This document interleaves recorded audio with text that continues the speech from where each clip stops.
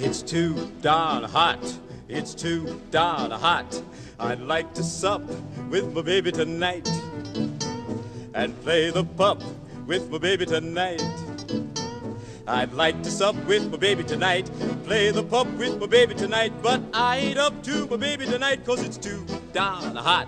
Hi, my It's name's too Dan, and this darn is a hot. review of It's the too Kiss Me darn Kate hot. soundtrack album from the original Broadway cast, which was released in 1949, and which was a musical show, Kiss Me Kate. This may seem a strange album to be reviewing on YouTube. So I don't normally do this, but I will just say why I'm in this position, which is so there's a website called Acclaimed Music, which has amalgamated critic lists from across a vast period of time to to they're kind of doing a Metacritic kind of thing for music, which goes back in time a lot further than Metacritic itself does do. And as a result, they have produced a list of the 3,000 best albums of all time. And like some kind of numpty, I decided I was going to review them all, starting from the bottom, number 3,000, and working my way up. Well, um, a bit over a third of the way through, and I'm still going. It's taken 3 years so far, and I am probably on a 9 year thing if I keep going at the same rate. So that's why I'm here in 2025 reviewing an album from a show in 1949. It's my first time hearing the album, and I've never seen the show. What else can I tell you? I can tell you the words and music are by Cole Porter, who's a guy that I've heard of. So as is often the case with soundtrack albums, I think it makes limited sense without knowledge of the show. And what my process is generally is that I do a listen and then do a read and then do a listen, and that's what did on this occasion. So my first listen through, I had no context whatsoever for these songs. I've heard of Kiss Me Kate, but I didn't know anything about it as a show. Um, I've got a bit better idea now that I've done some reading and I know kind of the basic story of the show. I'm not going to spend ages on that. To my mind, soundtrack albums work best as souvenirs. If you've been to a show, or you've been to the film and you get the soundtrack, it's there as a memento for that. Now, this is I'm just finding this out today, what's called an integrated musical, which means that the songs themselves are part of the story or help to tell the story. It's not a sing through, which is where everything is done through the music. An example of that is Hampton, which is great. Um, but it's also not one where the songs are just kind of incidental and disconnected from the story. So it's somewhere between those two.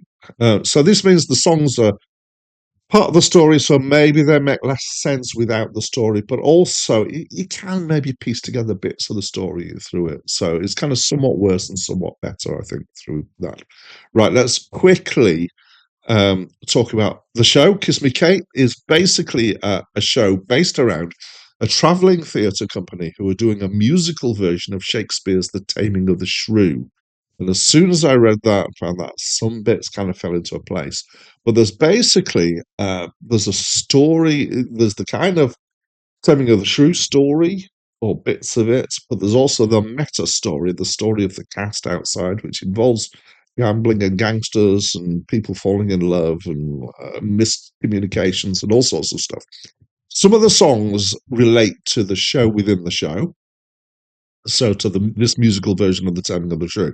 Some of them relate to the meta story, so the story of the cast, and some of the songs are kind of, as the barrier between the two break down, they become relevant for both of them.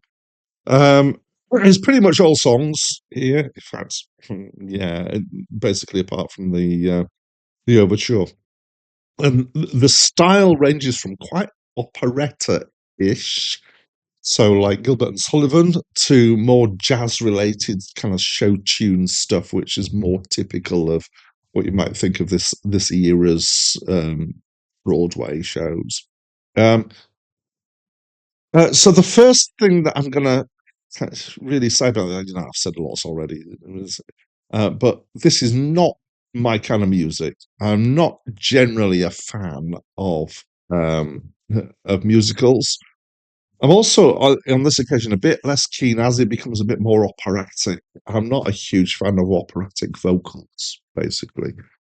Sometimes the music can be really amazing, but yeah, for proper old-fashioned opera like Wagner or something, the music has to be great to overcome the fact that I don't like the voice sound. However, here the thing that I liked here was that there's some really well-written, clever songs. Okay, some of them, again, because they're out of context, don't work as well as they could do in context. But they're nicely put together, and some of them do work outside the context. So my favourite songs on the album are Too Darn Hot and Brush Up Your Shakespeare, both of which I've encountered before, and both of them they're probably the most comic songs on the soundtrack, I would say. So mostly I enjoyed it. I enjoyed the songwriting and that aspect of it more than some of it musically. I did forgive it for the fact that it was unfamiliar and it was a show that I hadn't seen. So, yeah, a reasonable embracing of it. Does it make me want to see the show? Not really. Do I want to come back to it another time? Not really. Maybe for a couple of specific songs, but for the album as a whole, it's not something that I was that taken with personally. Now I can see how there's skill gone in here. I can see how there's some cleverness. I can see how if you loved musicals, you might really like this. But it's not really for me, I think. So that's what I think of this album. As always, I'd love for you to share what you think of this album by leaving me a comment. But that's it from me for now. A troop of strolling players are we. Not stars like L.B. Mayers are we. But just a simple band who roams about the land, dispensing fol-de-rol frivolity. Mere folk who give distraction are we.